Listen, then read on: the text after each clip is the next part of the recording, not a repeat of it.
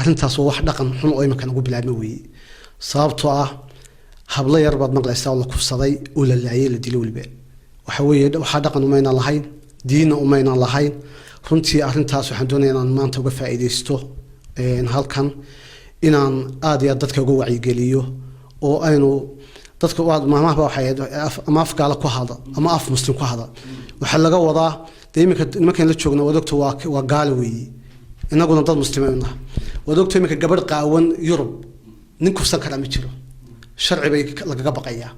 inagoo muslima oo diin haysana oo akhlaaq iyo idaab leh oo Ilaahay meel dhigay oo Ilaahay rasuulkiisa inoogu soo dhiibay xadiis iyo aayad ba aynu hayno in hablaheena la kufsado oo la dilo oo aan talaabo laga qaadin cidii waxa sameeyso sharciga islaamka aan la marin waxa weeye waa arrin dhibaatada leh waxaan runtii ugu baaqayaa madaxda Soomaaliya meel ay joogaanba shanta Soomaaliya madaxdeeda oo madaxweynaha ugu horeeyaan in arrinta sharciga diinta islaamka la waafajiyo oo ay qayb ka qaataan